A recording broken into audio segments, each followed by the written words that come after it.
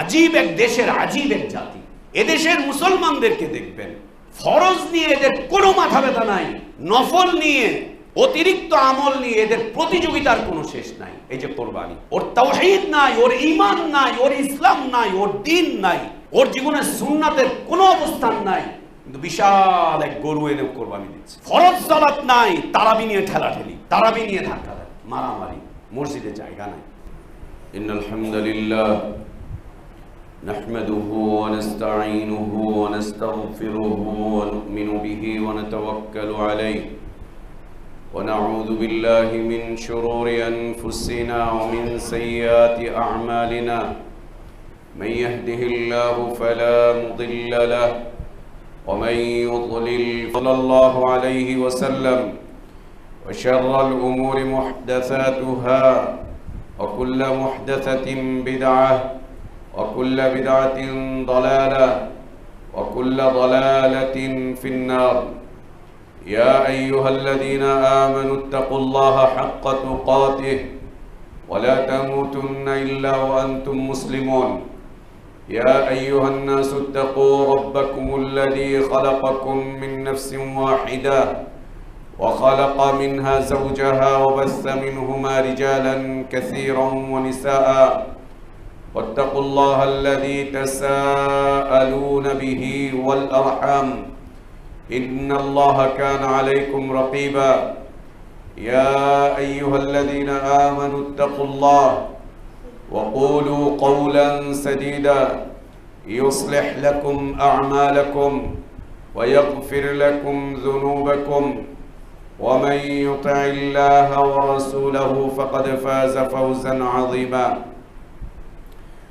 اللهم انفعنا بما علمتنا وعلمنا ما ينفعنا وزدنا علما اللهم إنا نعوذ بك من علم لا ينفع ومن قلب لا يخشع ومن نفس لا تشبع ومن دعوة لا يستجاب لها اللهم آت نفوسنا تقواها وزكها أنت خير من زكاها أنت ولينا ومولاها يا حي يا قيوم برحمتك نستغيث أصلح لنا شأننا كله ولا تكلنا إلى أنفسنا طرفة عين سبحانك لا علم لنا إلا ما علمتنا إنك أنت العليم الحكيم সমস্ত প্রশংসা যাবতীয় গুণগান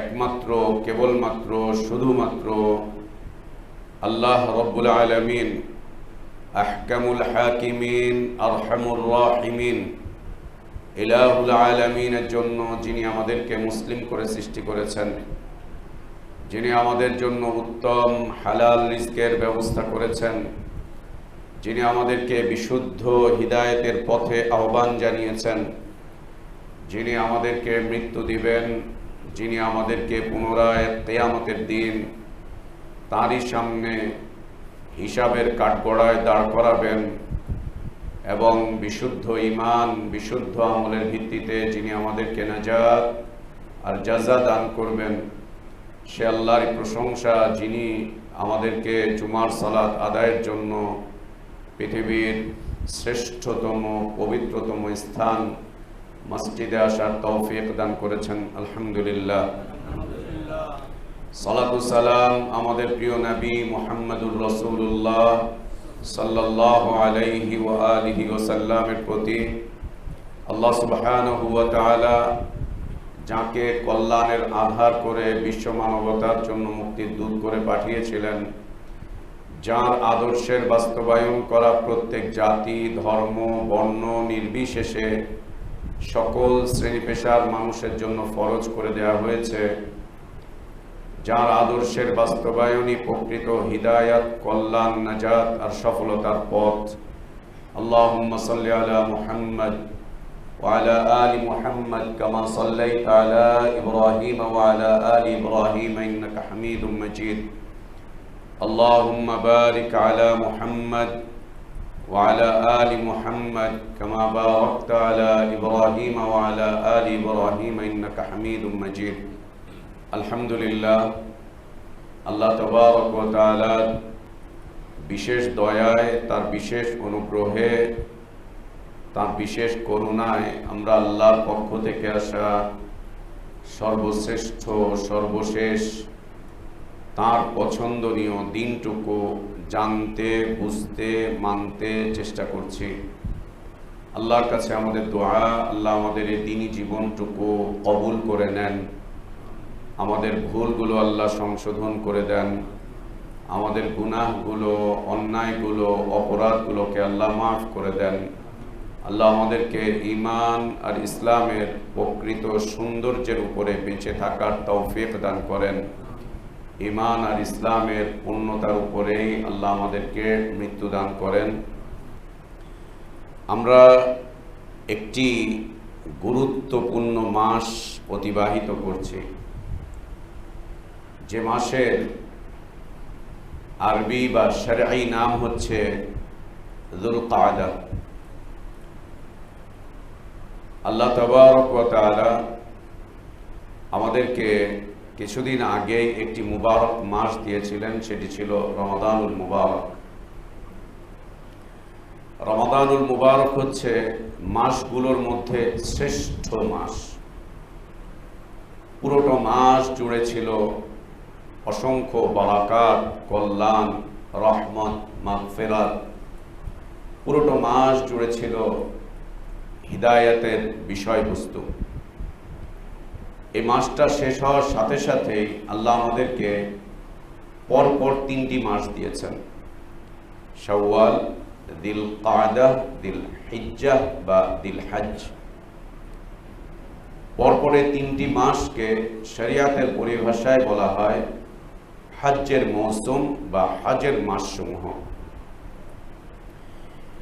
রমাদানের পর থেকেই শুরু হয়ে যায় ইসলামের রোকনগুলোর মধ্য হতে সর্বশেষ ফরজকৃত রোকন হজ এর প্রস্তুতি। হাজিদের আনাগোনা শুরু হয়ে যায়, হাজিরা যাওয়া শুরু করে দেন। যারা বাইতুল্লাহর হজ করতে যান তারা বাইতুল্লাহ পর্যন্ত পৌঁছে যান। একাধারে চলতে থাকে হজের এই কার্যক্রম, শাওয়াল থেকে শুরু করে যিলহজ পর্যন্ত, একাধারে 3 মাস, অর্থাৎ 90 দিন ব্যাপী। এর পরে যে মাসটি আসে সেই মাসটিকে বলা হয় শাহরুল্লাহিল মুহাররম, মুহাররম মাস। সেই মাসও একটি গুরুত্বপূর্ণ মাস। সে মাসে একটি সিয়াম রয়েছে, নফল সিয়াম। পরবর্তীতে আমরা সেটি আলোচনা করব। একটি নফল সিয়াম রয়েছে সে মাসে। সেই সিয়ামটি পালন করার ব্যাপারে নবী সাল্লাল্লাহু আলাইহি ওয়াসাল্লাম বলেছেন, যে ব্যক্তি এই সিয়ামটি পালন করবে আল্লাহ তার 1 বছরের আগের এবং 1 বছরের পরের গুনাহ মাফ করে দিবেন। এগুলো কি? রমাদান পার করলাম, মুবারক এক মাস, হিদায়াতের এক আবেশ মুসলিমিনদের জীবনে চলে এসেছিল। মুমিনিনদের জীবনে, মুসলিমিনদের জীবনে আল্লাহর রহমত প্রাপ্তির, আল্লাহর মাগফিরাত প্রাপ্তির, আল্লাহর দয়া প্রাপ্তির এক আবেশ এবং এক প্রতিযোগিতা ছিল মানহাজি মুসলিম মুমিনিনদের মাঝে। যাদের মাঝে মানহাজ আছে সেই সমস্ত মুসলিম এবং মুমিনিনদের মাঝে এক প্রতিযোগিতা ছিল, কে কত বেশি আল্লাহর দয়া অর্জন করতে পারি, কে কত বেশি আল্লাহর রহমত অর্জন করতে পারি। এবং মুসলিমিনগণ, বিশেষ করে আমরা বলবো সালাফে সালেহিনগণ, রমাদানুল মুবারকে তাদের প্রত্যেকের মাঝে এই প্রতিযোগিতা এত প্রকটভাবে দেখা দিত, তাদের ওই প্রতিযোগিতা দেখে মানুষ বলতো এরা মনে হয় এই দুনিয়ায় বসবাসকারী কোনো মানুষ নয়, এরা মনে হয় দুনিয়ায় এসেছে আখেরাতের জন্যই। দুনিয়ায় এসেছে তারা আখেরাতের জন্য। আর এটা সত্য, আল্লাহ আমাদেরকে দুনিয়াতে পাঠিয়েছেন আমাদের আখেরাতের প্রস্তুতির জন্য। দুনিয়াতে থাকার জন্য আল্লাহ পাঠাননি, যদিও আমরা আছি এখানে, কিন্তু থাকার জন্য পাঠাননি আল্লাহ তাবারক ওয়া তাআলা, থাকার জন্য পাঠাননি। দুনিয়াতে যদিও আমরা খাচ্ছি, কিন্তু খাওয়ার জন্য আল্লাহ পাঠাননি, খাওয়ার জন্যও পাঠাননি। দুনিয়াতে আমরা আরাম করছি, ঘুমাচ্ছি, কিন্তু আল্লাহ ঘুমাবার জন্য আমাদেরকে এখানে পাঠাননি। আমরা দুনিয়াতে বসবাস করছি, কিন্তু দুনিয়াতে স্থায়ীভাবে বসবাস করার জন্য আল্লাহ আমাদেরকে পাঠাননি। আল্লাহ আমাদেরকে পাঠিয়েছেন আমরা যেন আখিরাতের জীবন বা পরবর্তী জীবনের জন্য প্রস্তুতি নেই। এটা একটা আমরা বলা চলে যারা বিদেশ থেকে যাতায়াত করেন ট্রানজিট ফ্লাইটের মতো। দুনিয়া হচ্ছে আমাদের ট্রানজিট ফ্লাইটের মতো। যারা ইউরোপে যায়, আমেরিকায় যায়, বাংলাদেশ থেকে সরাসরি যে সমস্ত দেশের ফ্লাইট নাই, 22-23 ঘন্টা তাদেরকে উড়োজাহাজে থাকতে হয়। উড়োজাহাজের ফুয়েলের কারণে বা অন্য কোনো কারণে উড়োজাহাজ কর্তৃপক্ষ মাঝখানে যে কোনো একটা দেশ দিন আটকা পড়ে একটা 5 স্টার হোটেলে থাকতে হয়েছিল। সেইখানে থেকে বুঝেছি যে 5 স্টার হোটেলগুলোতে মুসলিম যুবক যুবতীরা কি করে। আল্লাহ মাফ করেন, আল্লাহ ক্ষমা করেন। সেখানে বুঝেছি যে কি করে আর কি হয়। এবং মুসলিম যুবক যুবতীদের যে পরিচয় 5 স্টার হোটেলগুলোতে গেলে বোঝা যায় যে এরা কারা, এরা কারা। লা ইলাহা ইল্লাল্লাহ। আল্লাহ ক্ষমা করে দেন এবং আল্লাহ ইসলাহ দান করেন। আমাদের মুসলিম পরিবারগুলোকে আবার ইসলামের দিকে সুন্দরভাবে ফিরে আসার তৌফিক আল্লাহ দান করেন। উপস্থিতি, এই ট্রানজিট ফ্লাইটে যখন আমরা যাতায়াত করি তখন যে কোনো একটা এয়ারপোর্টে বা হোটেলে আমাদেরকে একটা সময় আমাদেরকে সেখানে থাকতে হয়, কিন্তু কোনো যাত্রী সেখানে স্থায়ীভাবে থাকে না। থাকতে চাইলেও তাদেরকে রাখা হয় না, জোর করে ডেকে মাইকিং করে তাদেরকে একটা এরিয়ার ভিতরে রাখে, এখান থেকে বাইরে যেতে পারবেন না, এখানেই থাকবেন, এর বাইরে যাওয়ার সুযোগ নেই। এবং একটা পর্যায়ে মাইকিং করে খুঁজে খুঁজে ডেকে ডেকে তাদেরকে পরবর্তী ফ্লাইটে উঠিয়ে দেওয়া হয়। থাকার সুযোগ নেই, পারমিশন নেই। ঠিক দুনিয়ার জীবনটা আমাদের একটা ট্রানজিটের মতো। আপনি এখানে থাকতে পারবেন না, চাইলেও পারবেন না, সবাই মিলে চাইলেও রাখতে পারবে না। সুযোগই নেই আমার আপনার এখানে থাকার, সুযোগই নেই। এবং যেটা বলছি, মাইকে ডেকে ডেকে একজন প্যাসেঞ্জারকে ডেকে ডেকে নিয়ে যাওয়া হয়, আসেন। ঠিক একই রকম আমাদের শরীরের বিভিন্ন অঙ্গ প্রত্যঙ্গগুলো ধীরে ধীরে দুর্বল হয়ে আমাদেরকে অ্যালাউন্স করছে, তোমার থাকার জায়গা না, এটা প্রস্তুতি নাও, প্রস্তুতি নাও, লাগেজ গুছাও, রেডি হও, কি নিয়ে যাবা, দেখো কি আছে না আছে, পাসপোর্ট, ভিসা, টিকিট, কিছু অর্থ, জামা কাপড়, আর কি আছে নাও। আমাদের শরীরের যে অর্গানগুলো আছে এগুলো এক এক করে অকার্যকর হয়ে দুর্বল হয়ে আমাদেরকে সিগন্যাল দিচ্ছে। এবং বিভিন্ন মাইয়েতের জানাজা আমাদেরকে সিগন্যাল দিচ্ছে, বিভিন্ন মাইয়েতের দাফন কাফন আমাদেরকে প্রতিনিয়ত এই সিগন্যাল দিচ্ছে। আমার বাবা বা আমাদের বাবা মাদের মৃত্যু আমাদেরকে সিগন্যাল দিয়ে চলে গিয়েছে যে না, এটা তোমার জন্য ট্রানজিট। আর আমরা জানি যারা ট্রানজিট ফ্লাইটে যায় ওরা ওইখানে ওই এয়ারপোর্টে বসে তেমন কিছু খায়ও না, তেমন কিছু করেও না, পয়সা বাঁচাবার চেষ্টা করে। কিন্তু আজীব আমাদের দুনিয়ার জীবন, আমরা এটা বুঝতেও পারলাম না। এত নিদর্শন আল্লাহ রেখে দিয়েছেন, তাও আমরা বুঝতে পারিনি, তাও বুঝতে পারিনি। আল্লাহ আমাদেরকে বোঝার তৌফিক দান করেন। উপস্থিতি, রমাদানুল মুবারক এভাবেই কেটে গিয়েছে। আল্লাহ আমাদের জন্য মাঝে মাঝে এরকম আমাদের সৌভাগ্য অর্জনের, আমাদের আমলনামা ভারী করার, আমাদের আখিরাতের পাথেয়গুলোকে সংগ্রহ করার জন্য বিভিন্ন আমলের মৌসুম আল্লাহ দিয়ে রেখেছেন। এ দিয়ে রাখার উদ্দেশ্য একটাই, যেন আমরা পাথেয় সংগ্রহ করে প্রস্তুতি নিয়ে আল্লাহর কাছে চলে যেতে পারি। আমাদের চির আপন, আমাদের চির আপন, আমাদের একমাত্র অভিভাবক আল্লাহ তাবারক ওয়া তাআলা। আপনি আপনার নিজেকে জিজ্ঞেস করেন, আপনার মা আছে, বাবা আছে, স্ত্রী আছে, সন্তান আছে, পাড়াপড়শি আছে, আত্মীয় স্বজন আছে, এদেরকে একদিকে রাখেন আর আল্লাহকে একদিকে রাখেন। এরপরে নিজের চোখটা বন্ধ করে নিজেকে জিজ্ঞেস করবেন, বলতো তোর আপনকে। দেখবেন আপনার প্রশান্ত আত্মা, আপনার আকলে সালিম আপনাকে বলবে আল্লাহ ছাড়া আর কেউ না, এরা সবাই স্বার্থপর, আল্লাহ ছাড়া আর কেউ না, এরা সবাই স্বার্থপর, আল্লাহ ছাড়া আমার আপনার কেউ না। দুনিয়ায় অনেক অভিভাবক আছে, সকল অভিভাবককে এক পাল্লায় রেখেন আর আল্লাহকে আরেক জায়গায় চিন্তা করে নিজেকে জিজ্ঞেস করেন যে তোমার অভিভাবককে। যদি মুমিন হয়ে থাকি, আমরা মুসলিম হয়ে থাকি, বিবেক যদি আমাদের পরিশুদ্ধ হয়ে থাকে, তাহলে আমার আপনার বিবেক বলবে আল্লাহ ছাড়া তোমার অভিভাবক আর কে আছে, আর কে আছে? কেউ না। আল্লাহ তাবারক ওয়া তাআলা এরকম মৌসুম দিয়ে দিয়েছেন আমাদেরকে, যাতে করে আমরা কিছু অর্জন করতে পারি, কিছু নিতে পারি, কিছু করতে পারি। সেই মৌসুমগুলোর মধ্যেও একটা মৌসুম চলছে, হজের মাস। অনেক হাজি সাহেবান বাংলাদেশ থেকে চলে গিয়েছে এবং সারা পৃথিবী থেকে বাইতুল্লাহকে কেন্দ্র করে, একটা ঘরকে কেন্দ্র করে সারা দুনিয়া থেকে অসংখ্য মুসলিম সেখানে সমবেত হচ্ছে। সারা দুনিয়া থেকে অসংখ্য মুসলিম সেখানে সমবেত হচ্ছে। কেউ বৈধভাবে, কেউ অবৈধভাবে, কেউ ধনী, কেউ দরিদ্র, কেউ এই, কেউ ওই, কেউ সেই। মানুষকে এলান করে দাও বিল হজ, হজ্জের বিষয়। ইয়াতুকা রিজালান ওয়া আলা কুল্লি দামিরিন ইয়াতিনা মিন কুল্লি ফাজ্জিন আমিক। হজের এলান করে দাও, মানুষ যেন হজে যায়। কেউ হেঁটে যাবে, কেউ আরোহীর উপরে আরোহণ করে যাবে। এক সময় আমরা জানতাম কেউ হেঁটে হেঁটে হজ করতে চলে গিয়েছেন, কেউ গাধার পিঠে চড়ে, কেউ উটের পিঠে চড়ে, কেউ ঘোড়ার পিঠে চড়ে, কেউ পানি জাহাজে, তার পরবর্তীতে এখন হাওয়াই জাহাজে মানুষ উড়ে উড়ে চলে যাচ্ছে বাইতুল্লাহর হজ করতে। আল্লাহ এলান দিয়ে রেখেছেন। এই হজ্জের বিষয়ে আল্লাহ তাবারক ওয়া তাআলা প্রথম শর্ত করেছেন, যে বা যারা, যে সমস্ত মুসলিম হজ করতে যাচ্ছে, যে সমস্ত মুমিন হজ করতে যাচ্ছে, এরা যেন তাদের হজটাকে আল্লাহর জন্য করে।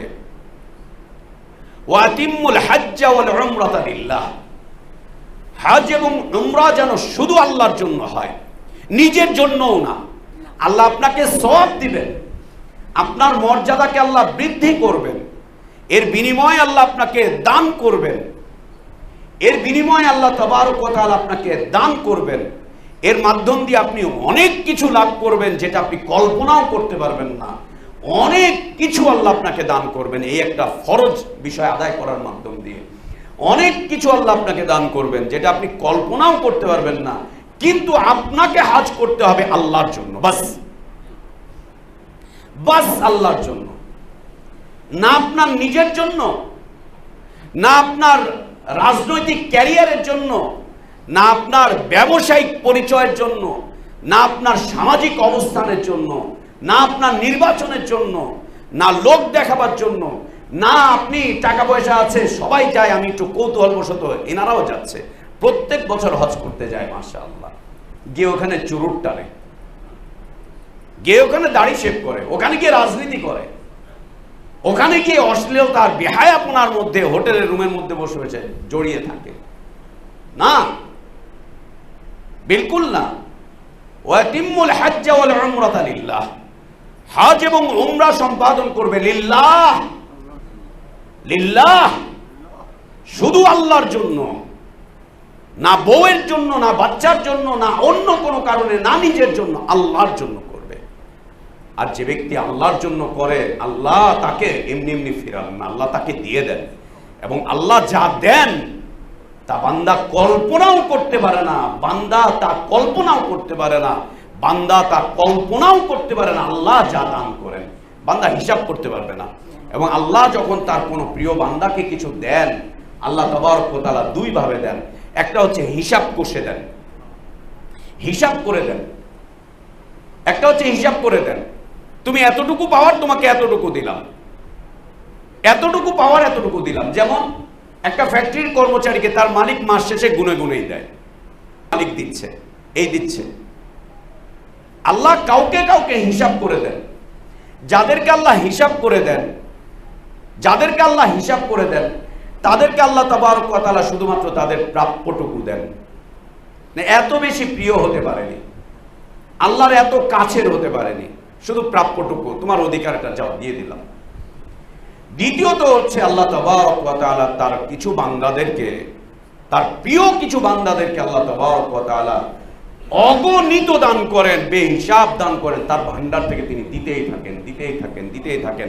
বান্দা নিতে নিতে একটা পর্যায়ে বান্দার ক্লান্ত হয়ে যায়, আর কত নিব, কোত্থেকে নিব, আর কিভাবে নিব। আল্লাহ তাবারক ওয়া তাআলা তারপরে বলেন আরো আছে তোমার জন্য। আল্লাহ যেন আমাদেরকে তাই দান করেন।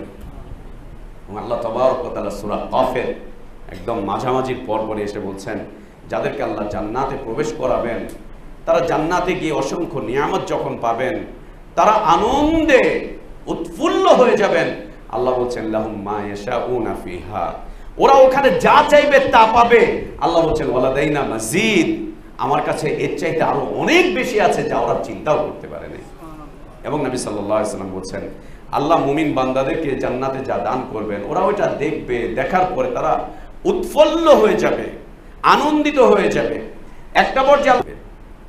কিন্তু বিশ্বাস করেন আখিরাতের ওই জীবনটা, যে জীবনে আমরা আল্লাহ থেকে কিছু নিব, সেটা বরবাদ হয়ে যাবে দুনিয়ার এই জীবনের জন্য। দুনিয়ার এই জীবনের জন্য আখিরাতের প্রাপ্তি নষ্ট হয়ে যাবে, আখিরাতের প্রাপ্তি বরবাদ হয়ে যাবে। দুনিয়ার এই 50-60 বছরের জীবনের জন্য অনেক মানুষ কিয়ামতের দিন ফকির হয়ে আল্লাহর সামনে উঠবে, ফকির হয়ে উঠবে আল্লাহর সামনে, একদম ফকির, একদম মিসকিন, একদম অসহায়, একদম খালি হাতে উঠবে আল্লাহর সামনে। ওর অর্জনের কিচ্ছু থাকবে না, ও কিচ্ছু পাবে না আল্লাহর কাছে, শুধু দুনিয়ার এই কয়টা দিনের জন্য। আর কাদের জন্য জানেন?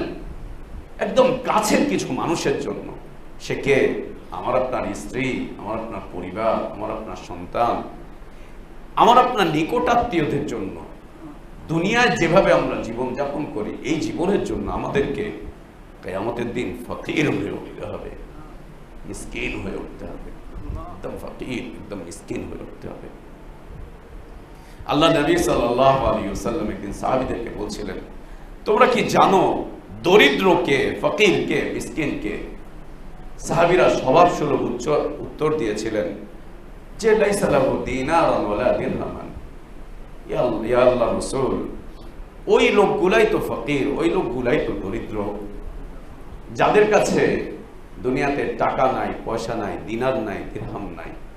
আল্লাহ রাসূল সাল্লাল্লাহু আলাইহি ওয়াসাল্লাম বলছিলেন, না, প্রকৃত ফকির এ না, বরং প্রকৃত ফকির, প্রকৃত দরিদ্র, প্রকৃত মিসকিন সেই লোক, যে লোক কিয়ামতের দিন খালি হাতে আল্লাহর সামনে উঠবে, যার কাছে কিচ্ছু থাকবে না নাজাত পাওয়ার জন্য, যার কাছে কিচ্ছু থাকবে না জান্নাতে যাওয়ার জন্য, যার কাছে কিচ্ছু থাকবে না আল্লাহর আযাব থেকে মুক্তি পাওয়ার জন্য, আল্লাহর আযাব থেকে মুক্তি পাওয়ার জন্য কিচ্ছু থাকবে না, নাজাত পাওয়ার জন্য যার কাছে কিচ্ছু থাকবে না, আল্লাহর জান্নাতে প্রবেশ করার মতো যার কাছে কিচ্ছু থাকবে না, সে হচ্ছে প্রকৃত ফকির। দুনিয়ায় যে ফকির গুলো দেখে এরা প্রকৃত ফকির নয়, এরা প্রকৃত মিসকিন নয়, বরং প্রকৃত ফকির, প্রকৃত মিসকিন হচ্ছে ওই লোক, যে লোক আখিরাতে খালি হাতে উঠবে, যার কাছে কিচ্ছু থাকবে না আখিরাতে। একটু নাজাতের ফয়সালার জন্য সে এই দুয়ার ওই দুয়ার, এর কাছে তার কাছে করবে, একটু সুপারিশের জন্য এর কাছে যাবে তার কাছে যাবে, কেউ সুপারিশ করার জন্য তার পাশে আসবে না। যার কাছেই যাবে সে বলবে আমার অবস্থা নিয়ে আমি চিন্তিত, তোমার জন্য আমি কি করব।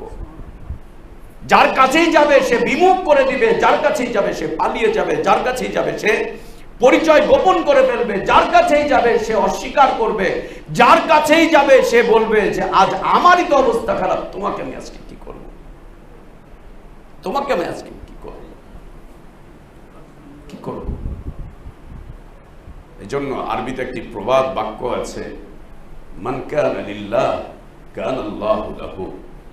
যে ব্যক্তি দুনিয়াতে আল্লাহর হয়ে যায়, আল্লাহ তার হয়ে যান। যে দুনিয়াতে আল্লাহর হয়ে যায়, আল্লাহ তার হয়ে যান। অর্থাৎ দুনিয়ার এই জীবনটা যদি আমি আপনি আল্লাহর জন্য নির্ধারণ করতে পারি, আমার এই জীবন, আমার এই যা কিছু আছে সব আল্লাহর, আপনি তখন অনুভব করবেন আল্লাহ আপনার চির আপন, আল্লাহ আপনার চির কাছের, আল্লাহ আপনার হয়ে গিয়েছেন, আল্লাহ আপনার হয়ে গিয়েছেন। এর জন্য আমাদের মানহাজ, আমাদের মানহাজি জীবন হচ্ছে ইন্না সালাতি ওয়া নুসুকি ওয়া মাহইয়ায়া ওয়া মামাতি লিল্লাহি রাব্বিল আলামিন লা শারীকা লাহ, লিল্লাহি রাব্বিল আলামিন লা শারীকা লাহ। আল্লাহ বলেন ওয়া আতিমুল হাজ্জা ওয়াল উমরাতা লিল্লাহ, হজ এবং উমরা আল্লাহর জন্য করবে, কারো জন্য নয়, কারো জন্য নয়, কারো জন্য নয়, কারো জন্য নয়, আল্লাহর জন্য করবে। আর যে হজ করবে সে যেন তার হজের সকল প্রক্রিয়া শুরু থেকে নিয়ে শেষ পর্যন্ত সকল প্রক্রিয়া যেন রাসূলুল্লাহ সাল্লাল্লাহু আলাইহি ওয়াসাল্লামের সুন্নাতের মানদণ্ডে করে, এর বাইরে যেন না যায়। হজের সকল সুন্নার গণ্ডির বাইরে হবে, ওটা আল্লাহর জন্য নয়, ওটা গায়রুল্লাহর জন্য চলে যাবে। হয় ওটা শয়তান পাবে, না হলে সমাজ পাবে, অথবা গায়রুল্লাহ অন্য কেউ পেয়ে যাবে, ওটা আল্লাহর জন্য হবে না। সুন্নার গণ্ডির বাইরে যেই আমলই হবে, ওই আমলই আল্লাহ তাবারক ওয়া তাআলা প্রত্যাখ্যান করবেন, ওই আমল আল্লাহ কবুল করবেন না, ওই আমল আল্লাহ কবুল করবেন না, ওই আমল আল্লাহর কাছে গ্রহণযোগ্য নয়, ওই আমল আল্লাহর কাছে গ্রহণযোগ্য নয় যে আমল সুন্নার গণ্ডির বাইরে চলে যায়। এর বাইরে যেটা চলে যায় এটা আল্লাহর কাছে গ্রহণযোগ্য নয়, আল্লাহ তাবারক ওয়া তাআলা তা কবুল করবেন না। সম্মানিত উপস্থিতি, এ হচ্ছে হজ। আল্লাহ তাবারক ওয়া তাআলা হজ্জের অনেকগুলো গুরুত্বপূর্ণ ফজিলত রেখেছেন, যা আমরা রাসূলুল্লাহ সাল্লাল্লাহু আলাইহি ওয়াসাল্লামের মুবারক বাণী থেকে জানতে পারি, যা মুবারক বাণী থেকে জানতে পারি। আল্লাহ রাসূল সাল্লাল্লাহু আলাইহি ওয়াসাল্লামের অনেকগুলো গুরুত্বপূর্ণ ফজিলত আল্লাহ তাবারক ওয়া তাআলা রেখেছেন। আমাদের দেশের মানুষগুলোর মধ্যে হজকে কেন্দ্র করে কয়েক ধরনের প্রতিক্রিয়া দেখা দেয়। একটা হচ্ছে যে হজ করতে বিলম্ব করা, দেরি করা। হজ করতে বিলম্ব করছে, দেরি করছে, সেটা কি? চাকুরি করছে, চাকুরি থেকে অবসর পাওয়ার পরে সে হজে যাবে। দ্বিতীয়ত, ছেলে মেয়েদের বিয়ে দিয়ে তারপরে হজে যাবে। তৃতীয়ত, দাড়ি পাকলে তারপরে হজে যাবে। চতুর্থত হচ্ছে হাতে ক্যাশ টাকা নাই, তাই হজে যেতে পারছি না। ও যত কামাই করে তত টাকা ও জমা করে, হচ্ছে জমি কিনে, জায়গা কিনে, বাড়ি করে, ফ্ল্যাট করে, অ্যাপার্টমেন্ট করে, ব্যবসা বাণিজ্য বাড়াতে থাকে, আর বলছে আমার কাছে ক্যাশ ক্যাপিটাল নাই। তোমার কাছে ক্যাশ নাই, তোমার জমিটা কি? তোমার কাছে ক্যাশ নাই, তোমার বাড়িটা কি? তোমার কাছে ক্যাশ নাই, তোমার যে ব্যবসা বাণিজ্য বড় করেছে ওটা কি? ওটা কে দিয়েছেন? ওটা কে দিয়েছেন? এগুলো অজুহাত, এগুলো অজুহাত। এই অজুহাত আল্লাহর কাছে গ্রহণযোগ্য নয়। বান্দা দুই ধরনের আমল করে দুনিয়াতে, একটি হচ্ছে ফরজ আমল, আরেকটা হচ্ছে নফল বা মুস্তাহাব্বাত আমলগুলো। ফরজ আমলের ক্ষেত্রে কোনো ধরনের গড়িমসি করা, অপেক্ষা করা, প্রতীক্ষা করা, একে বিলম্ব করা, দেরি করা, এগুলো বৈধ নয়। ফরজ আমলের ক্ষেত্রে একদম বৈধ নয়, তাহলে ঈমান নষ্ট হয়ে যাবে। যেমন আজকে জুমার সালাত আমাদের উপরে ফরজ, কিছু মুসলিমের উপরে শর্ত সাপেক্ষে জুমার সালাত আদায় ফরজ নয়, শর্ত সাপেক্ষে। মুসাফির, অসুস্থ, চলে আসতে পারছে না, তারা জোহর পড়বে, বা অন্য কোনো কারণ, যুদ্ধ বিধ্বস্ত দেশ, ফিলিস্তিন, ইরাক, সিরিয়া, যুদ্ধ চলছে, ভিন্ন বিষয়। তাছাড়া প্রত্যেকের উপরে ফরজ হচ্ছে জুমার সালাত আদায়, তারা যেন এসে উপস্থিত হয়। এই জুমার সালাত আদায়ে গড়িমসি করা, জুমা আদায় না করে ফরজ, জোহরের ফরজ, সে যতই সাইনবোর্ড লাগায় আমি মুসলিম ও মুনাফিক দেখায়, সালাত পরিত্যাগ করে, সালাত বর্জন করে, ও আর মুসলিম থাকবে না, ও আর মুসলিম থাকবে না। তো আজীব এক বিষয় আমাদের, আমরা আজীব এক দেশের আজীব এক জাতি, আজীব এক দেশের আজীব এক জাতি।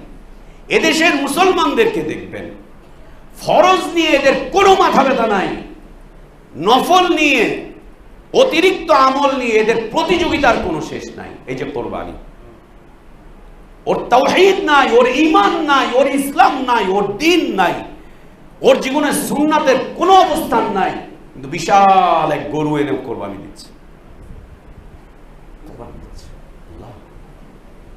ফরজ সালাত নাই, তারাবি নিয়ে ঠেলাঠেলি, তারাবি নিয়ে ধাক্কাধাক্কি, মারামারি, মসজিদে জায়গা নাই, মসজিদে জায়গা নাই। ফরজ সালাত নাই, শহরতের যেই সমস্ত বিদাতি আমল, ওই নিয়ে কত বাক বিতণ্ডা, কত কিছু, আজীব অবস্থান। ফরজকে বাদ দিয়ে অন্য কিছুর মধ্যে এমন বেশি অবস্থান, এমন শক্ত অবস্থান, এগুলো গ্রহণযোগ্য নয়, এগুলো গ্রহণযোগ্য নয়। হজ করতে গিয়ে বিলম্ব করা কোনো মুসলিমের জন্য উচিত নয়, কোনো মুমিনের জন্য উচিত নয়।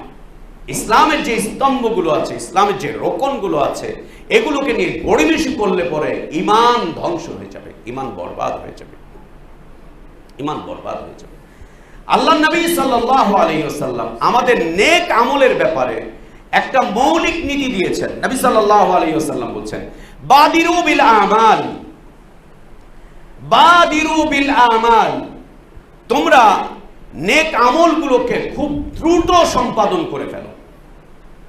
নেক আমল যেগুলো রয়েছে, আমলে সালেহ যেগুলো রয়েছে, যে আমলগুলো তোমার মিজানকে ভারী করবে, যে আমলগুলো তোমাকে নাজাত দিবে, যে আমলগুলো তোমার জান্নাতের পথ সুগম করবে, যে আমলগুলোর কারণে, যে আমলগুলো সম্পাদন না করার কারণে তুমি ঠেকে যাবে, এই আমলগুলো খুব দ্রুততার সাথে তুমি সম্পাদন করে ফেলো।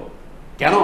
ফিতানান কাকিতাইল লাইলিল মুযলিম, তোমরা যারা দুনিয়াতে আছো, ফিতনা এমন ভাবে তোমাদের দিকে ধেয়ে আসছে, অন্ধকার, ঘুটঘুটে অন্ধকার রাত যেমন দিনকে ঢেকে ফেলে, ঘুটঘুটে অন্ধকার যেমন আমাদের চোখকে ঢেকে ফেলে, আমাদের সবকিছুকে যেমন ঢেকে ফেলে, ঘুটঘুটে অন্ধকারে যেমন আমরা কিচ্ছু দেখতে পাই না।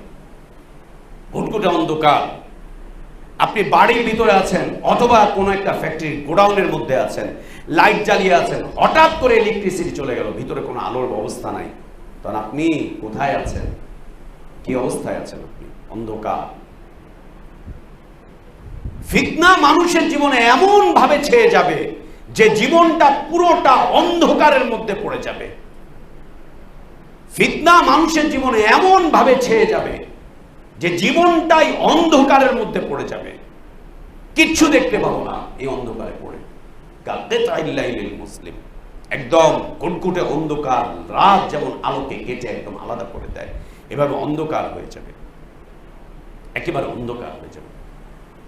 এই অন্ধকারাচ্ছন্ন পরিবেশ যখন চলে আসে মানুষের জীবনে, ফিতনা যখন চলে আসে, তখন মানুষের অবস্থা কি দাঁড়ায়?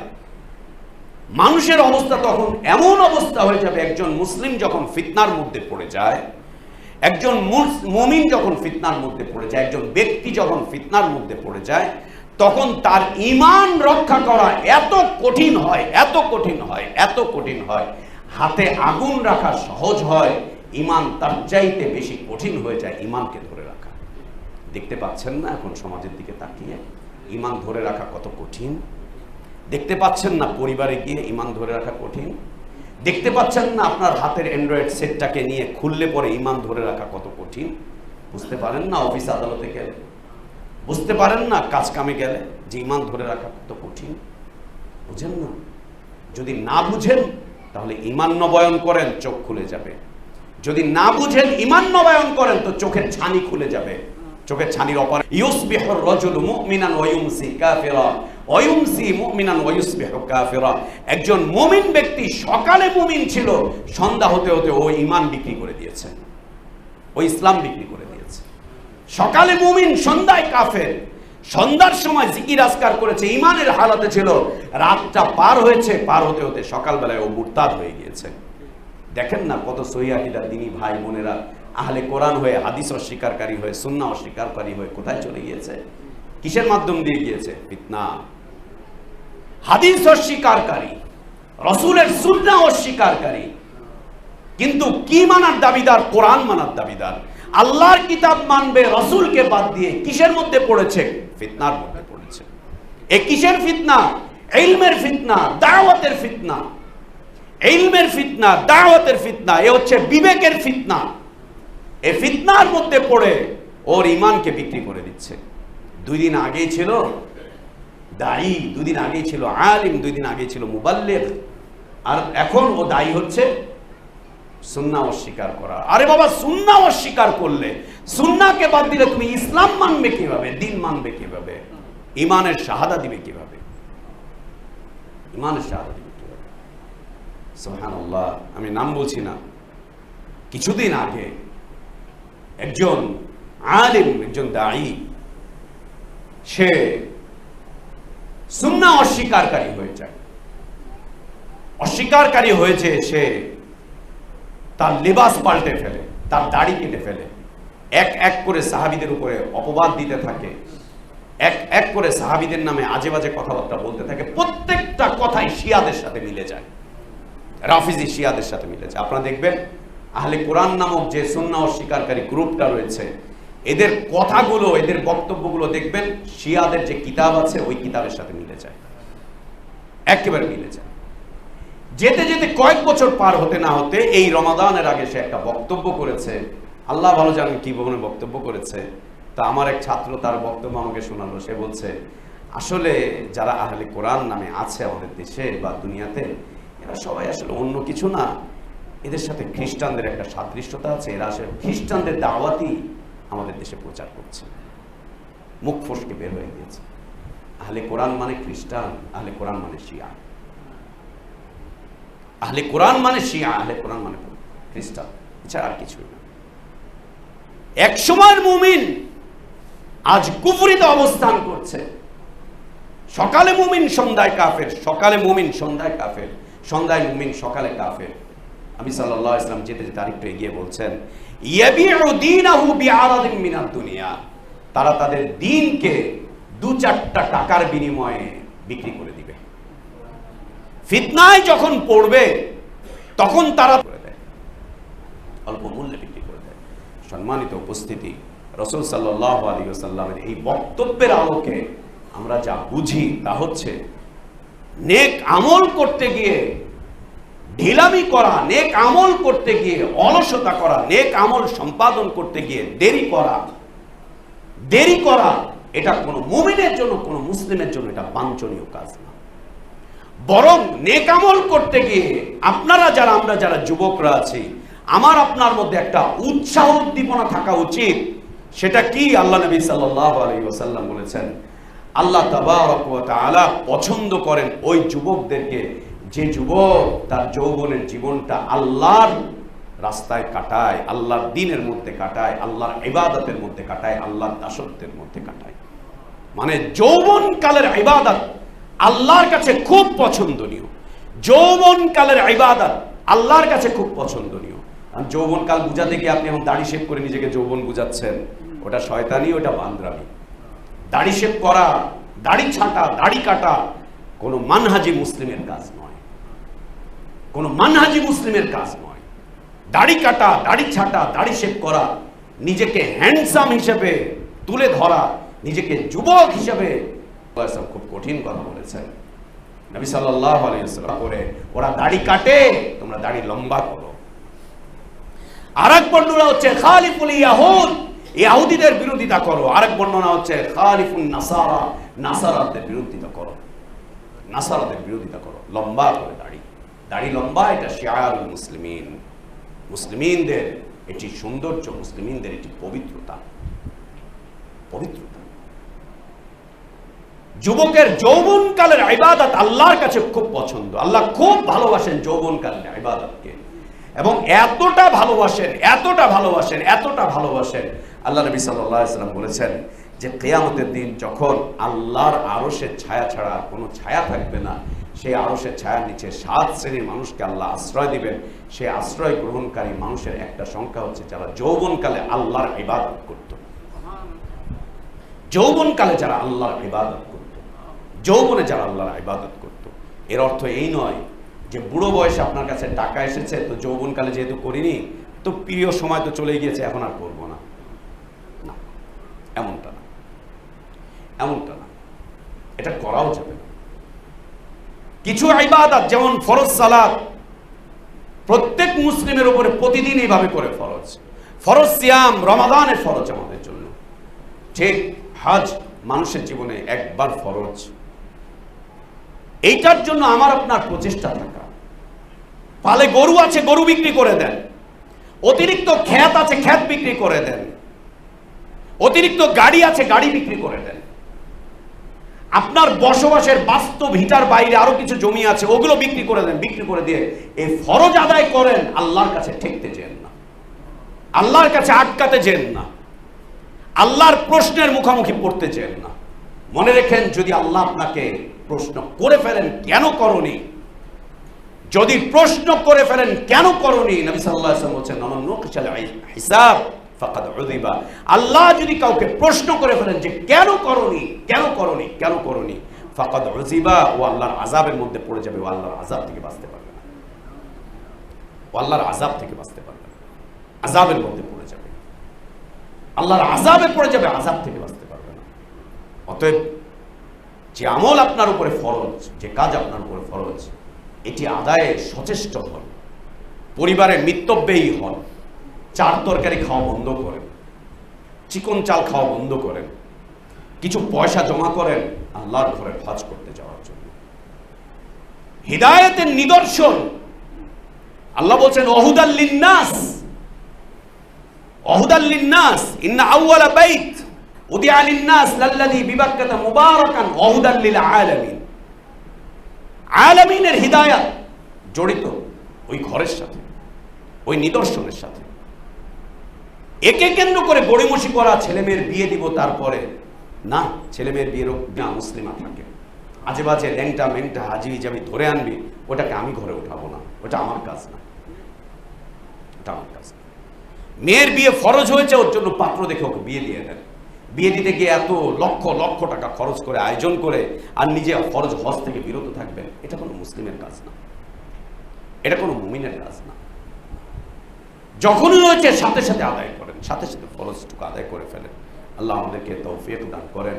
আল্লাহ রাসূল সাল্লাল্লাহু আলাইহি ওয়াসাল্লাম থেকে ইবনে উমর রাদিয়াল্লাহু আনহুর একটা বর্ণনা খুব সুন্দর, সহিহ মুসলিম, বুখারী মুসলিমের বর্ণনা। নবী সাল্লাল্লাহু আলাইহি ওয়াসাল্লাম বলেছেন, যদি কোনো মুমিনের কাছে, কোনো মুসলিমের কাছে ওসিয়ত করার মতো কিছু থাকে, ওসিয়ত করার মতো কিছু থাকে, আপনার কাছে কিছু সম্পদ আছে, আপনি কিছু ওসিয়ত করবেন, সন্তানদেরকে কিছু জানিয়ে যাবেন।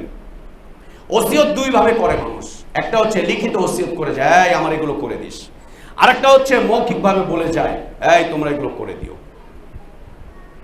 লিখিতটা সবচাইতে বেশি গ্রহণযোগ্য। কেন? পরবর্তীতে ওরা মৌখিকটাকে ভুলেও যেতে পারে, হারিয়েও ফেলতে পারে, পালন করতে নাও পারে।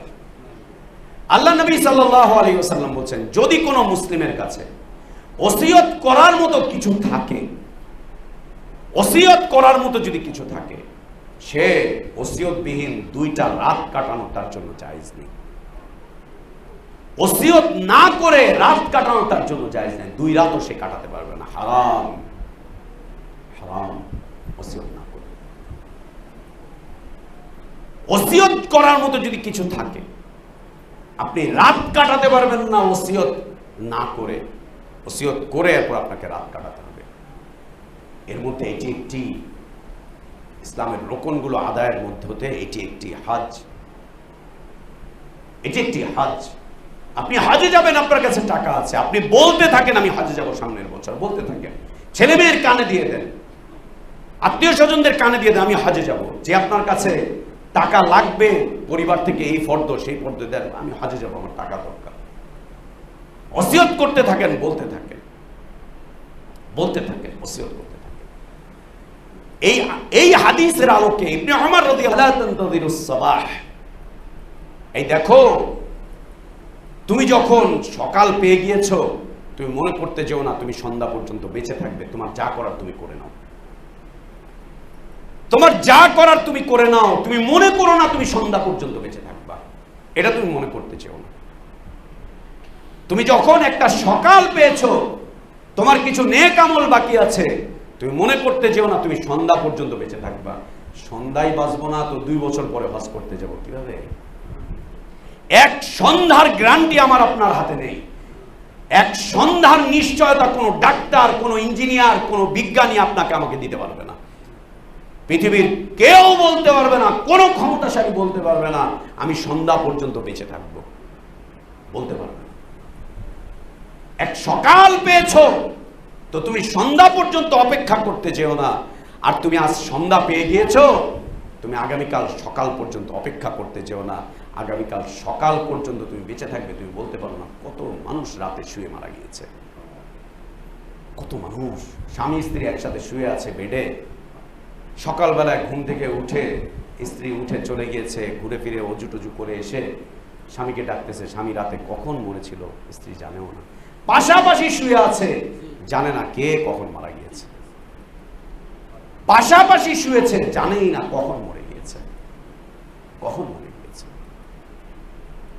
ইবনে ওমর রাদিয়াল্লাহু আনহু তাই সবসময় বলতেন, ইদা আসবাহতা ফালা তানতাযিরুল মাসা। একটা সকাল যখন পেয়ে গিয়েছো, তুমি সন্ধ্যার অপেক্ষা করতে চেও না। আর যখন তুমি একটা সন্ধ্যা পেয়ে গিয়েছো তোমার জীবনে, তুমি সকাল পর্যন্ত অপেক্ষা করতে চেও না যে তুমি সকাল পর্যন্ত বেঁচে থাকবে, তারপর তা করবে। দেখেন নবী সাল্লাল্লাহু আলাইহি ওয়াসাল্লামের বক্তব্যের সাথে সাহাবীদের জীবনের কত সুন্দর এক মিল, কত চমৎকার এক মিল আল্লাহ নবী সাল্লাল্লাহু আলাইহি ওয়াসাল্লামের বক্তব্যগুলোর সাথে সাহাবীদের জীবনের। আল্লাহ আমাদেরকে তড়িৎ গতিতে আমাদের জীবনে যে ফরজিয়াতগুলো আছে এগুলোকে সম্পাদন করার তৌফিক দান করেন। আল্লাহুম্মা আমিন। أقول قولي هذا وأستغفر الله لي ولكم ولسائر المسلمين من كل ذنب فاستغفروه وأتوبوا إليه إنه هو الغفور الرحيم. الحمد لله على إحسانه والشكر له على توفيقه وامتنانه وأشهد أن لا إله إلا الله وحده لا شريك له له الملك وله الحمد يحيي ويميت وهو على كل شيء قدير تعظيما لشانه وأشهد أن محمدًا عبده ورسوله وصفيه وخليله الداعي إلى رضوانه صلى الله عليه وعلى آله وأصحابه وبارك وسلم تسليما كثيرا إلى يوم الدين ثم أما بعد সম্মানিত উপস্থিতি, আল্লাহ তাবারক ওয়া তাআলা হজ পালনকারীদের অনেক চমৎকার চমৎকার ফজিলত, গুরুত্বপূর্ণ মর্যাদা আল্লাহ তাবারক ওয়া তাআলা নির্ধারণ করে রেখেছেন। তার মধ্যে হতে একটি হচ্ছে হজ পালন করতে যারা পৃথিবীর বিভিন্ন প্রান্ত থেকে বাইতুল্লাহ পর্যন্ত চলে যায়, তাদের ব্যাপারে নবী সাল্লাল্লাহু আলাইহি ওয়াসাল্লাম বলেছেন এরা হচ্ছে আল্লাহর মেহমান। আল্লাহর মেহমান। আল্লাহু আকবার, আল্লাহু আকবার। আল্লাহ নবী সাল্লাল্লাহু আলাইহি ওয়াসাল্লাম যখন মক্কা থেকে মদিনায় হিজরত করে আসলেন, আসার পরে প্রথম তিনি মেহমান হলেন একজন আনসারী সাহাবীর বাড়িতে। তখনও তো বাড়ি নেই, ঘর নেই, মাত্র এসেছেন, সাহাবীরা এসেছেন। আল্লাহু আকবার। পৃথিবীর ইতিহাস বিরল। মদিনার সাহাবীরা যেভাবে করে মক্কার মুহাজিরিনদেরকে বরণ করে নিয়েছিলেন, পৃথিবীতে সেই ইতিহাসের রেকর্ড আজও কেউ ভাঙতে পারেনি। আজও কেউ ভাঙতে পারেনি, কোন ধর্ম ভাঙতে পারেনি আজও। এই রেকর্ড আনসার এবং মুহাজিরিনদের মাঝে যে সম্পর্ক হয়েছিল, আল্লাহ যে সম্পর্ক গড়ে দিয়েছিলেন, রাসূল যে সম্পর্কের পরিচয় তাদেরকে করিয়ে দিয়েছিলেন, এবং আনসারগণ মুহাজিরিন ভাইদের জন্য যে ত্যাগ স্বীকার করেছিলেন, পৃথিবীর ইতিহাস আজও এই রেকর্ড ভাঙতে পারেনি, আজও ভাঙতে পারেনি। বাড়ি, ঘর, জায়গা, জমি, ব্যবসা, বাণিজ্য, বাগান, এমনকি স্ত্রীকে পর্যন্ত ভাগ করে দিয়ে দিয়েছিলেন। ভাই তুমি আমার ভাই, অর্ধেক তোমার অর্ধেক আমার, অর্ধেক তোমার অর্ধেক আমার। আল্লাহ, পৃথিবীর ইতিহাস বিরল, আজও এই রেকর্ড ভাঙেনি, আজও ভাঙেনি। এবং মেহমানদারির নিদর্শন সেই সময় আনসার সাহাবীগণ দেখিয়েছিলেন। আল্লাহ নবী সাল্লাল্লাহু আলাইহি ওয়াসাল্লাম এক আনসারী সাহাবীর বাসায় উঠলেন, কিছুদিন সেখানে থাকবেন।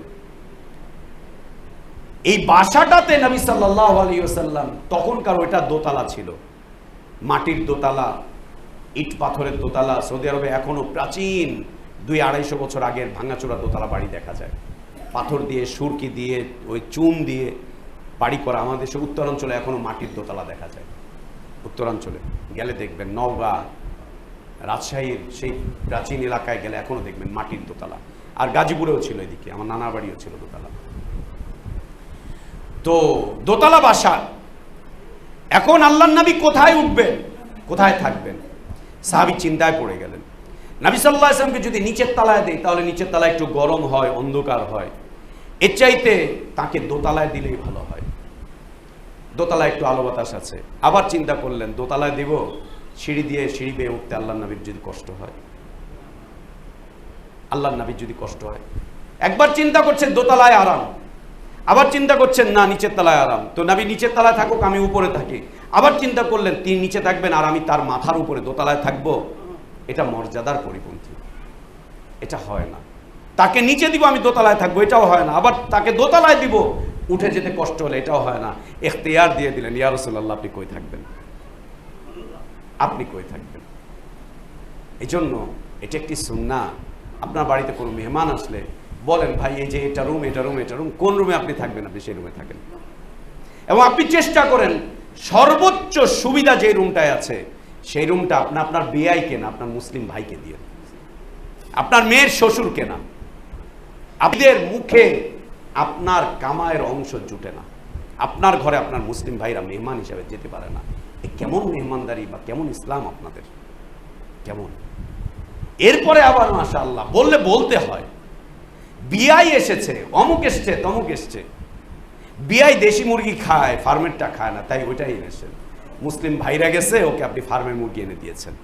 ছি ছি ছি ছি ছি ছি ছি, নিকৃষ্টতা এটা। যদি আপনার তৌফিক এইটাই হয় তাহলে এটাই করেন, কিন্তু মনে রাখবেন আপনার বাড়ির সর্বোচ্চ মেহমানদারির হকদার আপনার মুসলিম ভাই। আপনার বাড়ির সবচাইতে সুবিধাজনক মেহমানদারির হকদার হচ্ছে আপনার মুসলিম ভাই। তাকে বাদ দিয়ে আপনি যাকে তাকে এমনি সেমনি, আচ্ছা ঠিক না। নবী সাল্লাল্লাহু আলাইহি ওয়াসাল্লামকে তিনি জায়গা করে দিলেন, ইয়া রাসূলুল্লাহ আপনার ইখতিয়ার। আল্লাহ নবী সাল্লাল্লাহু আলাইহি ওয়াসাল্লাম উপরে উঠে গেলেন। এখন তাকে খাবার দাবার দিতে হবে, খাবার দাবার দিতে হবে।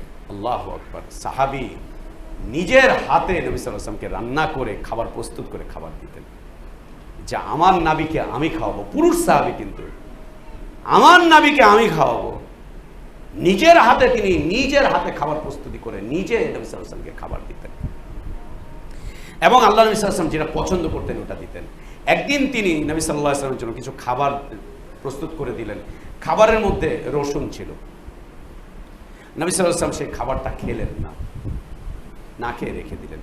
তিনি চিন্তায় পড়ে গেলেন, কি ব্যাপার, আল্লাহ নবী সাল্লাল্লাহু আলাইহি ওয়াসাল্লাম খাবারটা খেলেন না, রেখে দিলেন, আমার উপরে রাগ হলেন কিনা বা অন্য কিছু কিনা। ভয়ে ভয়ে নবী সাল্লাল্লাহু আলাইহি ওয়াসাল্লামকে জিজ্ঞেস করলেন সম্মানের সাথে, ইয়া রাসূলুল্লাহ আপনি খাবার খেলেন না? নবী সাল্লাল্লাহু আলাইহি ওয়াসাল্লাম বলছেন, ইন্না ফিহি সাওমান, এর মধ্যে না রসুন আছে, তাই আমি খাইনি। নবী সাল্লাল্লাহু আলাইহি ওয়াসাল্লামকে বললেন, ইয়া রাসূলুল্লাহ রসুনটা কি হারাম নাকি অন্য কিছু? আল্লাহ নবী সাল্লাল্লাহু আলাইহি ওয়াসাল্লাম বললেন, না হারাম না, কিন্তু আমার পছন্দ হয় না। সাহাবী দেখেন ঈমান কোথায়, মর্যাদা কোথায়। নবী সাল্লাল্লাহু আলাইহি ওয়াসাল্লাম বলছেন, আমি পছন্দ করি না, ওর মধ্যে একটা ঝাঁঝালো গন্ধ আছে, কড়া একটা ঝাঁঝালো গন্ধ আছে, এই জন্য আমি পছন্দ করি না, কিন্তু এটা হারাম নয়। তিনি বলছেন, ইয়া রাসূলুল্লাহ পছন্দের সাথে পছন্দ করি। সুবহানাল্লাহ, উপস্থিতি, এ হচ্ছে মেহমানদারি। আল্লাহর ঘরের হজ করতে যাওয়া ব্যক্তিদের এটা একটা মর্যাদা, এটা একটা সম্মান আল্লাহর পক্ষ থেকে। তারা হচ্ছে যুয়ুফুর রহমান। যারা হজে যায় তারা গেলেই দেখতে পারবে, এয়ারপোর্টে নামার সাথে সাথে বিশাল ব্যানার লাগানো, আহলান ওয়া সাহলান যুয়ুফুর রহমান, তোমাদেরকে স্বাগতম হে আল্লাহর মেহমানরা, তোমাদেরকে স্বাগতম, তোমরা আমাদের মেহমান না, তোমরা আমাদের মেহমান না। সৌদি গভর্নমেন্ট ওখানে লিখে রাখে যে তোমরা রহমানের মেহমান, আমাদের মেহমান না, রহমানের মেহমান। আর নিজেদের ব্যাপারে বলে আমরা হচ্ছে হুজ্জাজদের খাদিম, আমরা যারা হজ করতে আসে তাদের খাদিম আমরা। এরা মেহমান আল্লাহ, আমাদের মেহমান না, আল্লাহর মেহমান। যারা আল্লাহর মেহমান, আল্লাহর মেহমানদারি কেমন হবে দুনিয়াতে বুঝতে না পারলেও যেদিন আল্লাহ আমাদেরকে জান্নাত দিবেন সেদিন আমরা বুঝতে পারবো যে আল্লাহর মেহমানদারি কেমন হবে। আল্লাহ যেদিন আমাদেরকে জান্নাত দিবেন আমরা সেদিন বুঝতে পারবো আসলে যে আল্লাহর মেহমানদারিটা কেমন। দুনিয়াতে আমরা আমাদের ঈমানের কারণে বুঝতে পারি না, আমরা আমাদের ঈমানের কারণে দুনিয়াতে বুঝতে পারি না যে আল্লাহর মেহমানদারিটা কেমন। একজন ব্যক্তি যখন জান্নাতে যাবে, একজন মুমিন, তখন সে বুঝতে পারবে আল্লাহর মেহমানদারিটা কি, আল্লাহর মেহমানদারিটা কি, সে বুঝতে পারবে। কোনো কমতি নেই, কোনো ঘাটতি নেই, কোনো অকল্যাণ থাকবে না, কোনো অকল্যাণ থাকবে না। এবং সূরা নাবার একটা সুন্দর আয়াত, জান্নাতীদের ব্যাপারে আল্লাহ বলছেন, লা ইয়াসমাউনা ফিহা লাগওয়ান ওয়ালা কিযাবা। জান্নাতীরা যখন জান্নাতে যাবে তখন তারা জান্নাতে গিয়ে কোনো লাগু এবং কিযাব, মিথ্যা, অনর্থক কোনো কথা শুনবে না। দুনিয়াতে আমরা অনেক অনর্থক কথাবার্তা শুনতে হবে, শুধু শুধু ফাও বক বক করতেছে, যার কোনো অর্থ নাই। এবং দুনিয়াতে আপনাকে আমাকে মানুষ কত মিথ্যা প্রতিপন্ন করছে। ওরা শিয়া হয়ে গেছে, যারা খুতবা দেই বা যারা আছে এরা সবাই কি খ্রিস্টানদের দালাল, তাই না? সবাই খ্রিস্টানদের দালাল। আর আমরা তো ইমান আমাদের অনেক আগেই শেষ, আমরা লামাযহাবী, আমাদের কোনো মাযহাব নাই, মানে জীবনে চলার কোনো গতিই নাই। আমরা হচ্ছে ইমানহীন, আমরা হচ্ছে এই, আমরা হচ্ছে ওই, আমরা হচ্ছে সেই। বাংলাদেশে যত সহিহ আকীদার মসজিদ আছে সবগুলো সহিহ আকীদার মসজিদকে এদেশের মৌলবীরা, বিদআতীরা, এদেশের মুফতি সাহেবানরা, এদেশের হুজুররা, এদেশের পীর মুরিদরা, এমনকি যারা নিজেদেরকে বলে আমরা ইসলামের হেফাজতকারী, ওই হেফাজতে ইসলামের গোটা সম্প্রদায় আমাদের মতো এই সুন্নাহপন্থী মুসলিমিনদেরকে লামাযহাবী বলে, গায়রে মুকাল্লিদ বলে, ইহুদিদের দালাল বলে, খ্রিস্টানদের দালাল বলে, শিয়াদের দালাল বলে, কাদিয়ানীদের দালাল বলে যে সমস্ত মিথ্যা আমাদের উপরে চাপিয়ে দিচ্ছে, আমরা জান্নাতে গিয়ে এরকম কোনো মিথ্যা শুনতে পাবো না। আল্লাহ জান্নাতীদেরকে এই মিথ্যা শ্রবণ থেকে বাঁচিয়ে দিবেন। দুনিয়াতে শোনেন কোনো সমস্যা নেই, আপনার কিছু গুনাহ আছে, এই গুনাহটা ওরা নিয়ে যাচ্ছে। আমার আপনার জীবনের কিছু পাপ আছে, গুনাহ আছে, এগুলো কমানো দরকার, দুনিয়া থেকে নিষ্পাপ হয়ে যাওয়া দরকার।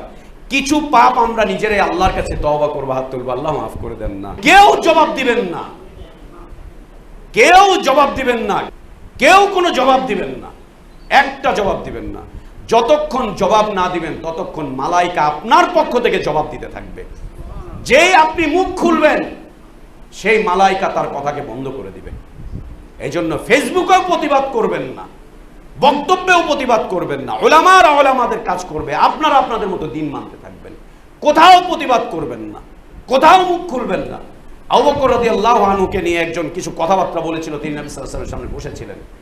আল্লাহ নবী সাল্লাল্লাহু আলাইহি ওয়াসাল্লাম আবু বকর রাদিয়াল্লাহু আনহুর দিকে তাকিয়ে কিছু মুচকি হাসি দিচ্ছিলেন। আবু বকর রাদিয়াল্লাহু আনহু চুপ, নবী সাল্লাল্লাহু আলাইহি ওয়াসাল্লাম চুপ। এক ব্যক্তি আবু বকর রাদিয়াল্লাহু আনহু সম্পর্কে কিছু বাজে মন্তব্য করছে, আল্লাহ নবী সাল্লাল্লাহু আলাইহি ওয়াসাল্লাম মুচকি হাসতেছেন। যখন তিনি মুচকি হাসতেছেন, আবু বকর রাদিয়াল্লাহু আনহু একটু পরে জবাব দিলেন, নবী সাল্লাল্লাহু আলাইহি ওয়াসাল্লামের মুখ থেকে হাসি চলে গেল। ঘটনা শেষ, নবী সাল্লাল্লাহু আলাইহি ওয়াসাল্লামকে জিজ্ঞেস করলেন, ইয়া রাসূলুল্লাহ, এক পর্যায়ে আপনি হাসছিলেন, তারপরে আপনার হাসি চলে গেল, যে আমি জবাব দিলেন। বললেন যে আবু বকর, যতক্ষণ তুমি চুপ ছিলে ততক্ষণ পর্যন্ত তোমার পক্ষ থেকে একজন মালাইকা এসে ওকে প্রতিবাদ করতেছিল, ওকে জবাব দিচ্ছিল। যেই তোমার জবাব তুমি দেওয়া শুরু করলে তখন মালাইকা এখান থেকে উঠে চলে গিয়েছে। অতএব জবাব দেওয়ার দরকার নেই, লেখালেখি করার দরকার নেই, আপনাদের ফেসবুকে কমেন্ট করার কোনো দরকার নেই। নীরবভাবে ইসলাম মানতে থাকেন, নীরবভাবে ইসলাম মানতে থাকেন। জবাব দিতে চান না, বলতে চান না আমরা কি না কি, দরকার নেই, দরকার নেই। সম্মানিত উপস্থিতি, আল্লাহর ঘরের মেহমান, আল্লাহর ঘরের মেহমানদারকে আল্লাহ মেহমানদারি করবেন। এবং আল্লাহ নবী সাল্লাল্লাহু আলাইহি ওয়াসাল্লাম বলছেন, মান হাজ্জা ফালাম ইয়ারফুস ওয়ালাম ইয়াফসুক, যে ব্যক্তি বাইতুল্লাহ হজ করলো, এই হজের মধ্যে কোনো ধরনের পাপের কাজ করলো না, কোনো ধরনের পাপের কাজ করলো না, অন্যায় কাজ করলো না, অশ্লীলতা করলো না, রাজাআ কায়াউমিন ওয়ালাদাতহু উম্মুহু, সে হজ করে যখন বাড়িতে ফিরে আসবে সে মনে হবে যেন আজকে ওর মায়ের পেট থেকে ও ভূমিষ্ঠ হয়েছে। তার মানে ও নিষ্পাপ হয়ে তার বাড়িতে ফিরে আসবে, একদম নিষ্পাপ হয়ে বাড়িতে ফিরে আসবে। সারা বছর মাফ করেন না, সারা বছর মাফ করেন না। সম্মানিত উপস্থিতি, অনেকগুলো ফজিলত এবং মর্যাদা, জুমার খুতবা লম্বা হয়ে যাচ্ছে, আমরা না হলে বলতে পারতাম অনেকগুলো চমৎকার চমৎকার মর্যাদা রয়েছে, যেগুলো থেকে আপনি বঞ্চিত হবেন হজকে ডিলে করার কারণে, হজে না যাওয়ার কারণে, হজ থেকে দূরে থাকার কারণে। আমরা অনুরোধ করব চমৎকারভাবে, সুন্দরভাবে আল্লাহ যেন আমাদেরকে হজ করার তৌফিক দান করেন। আমরাও যেন অন্তর থেকে দৃঢ় প্রত্যয়ী হই, যখনই ফরজ হবে তখনই যেন আমরা হজে চলে যাই। আল্লাহ আমাদেরকে সেই তৌফিক দান করেন। আল্লাহুম্মা আতিনা ফিদ দুনিয়া হাসানা ওয়া ফিল আখিরাতি হাসানা ওয়া কিনা আযাবান নার। আল্লাহুম্মা তাকাব্বাল মিন্না ইন্নাকা আনতাস সামিউল আলিম ওয়া তুব আলাইনা ইন্নাকা আনতাল গফুরুর রহিম। ইবাদাল্লাহ রাহিমাকুমুল্লাহ, ইন্নাল্লাহা ইয়া'মুরুকুম বিল আদলি ওয়াল ইহসান ওয়া ইতা'i যিল কুরবা ওয়া ইয়ানহা আনিল ফাহশা'i ওয়াল মুনকারি ওয়াল বাগই ইয়া'iদুকুম লা'আল্লাকুম তাযাক্কারুন। ফাযকুরুল্লাহাল আযীমাল জালীল ইয়াযকুরুকুম ওয়াশকুরুহু আলা নি'আমিহি ইয়াজিদকুম ওয়া লাযিকরুল্লাহি আকবার। ওয়াল্লাহু ইয়া'লামু মা তাসনাউন।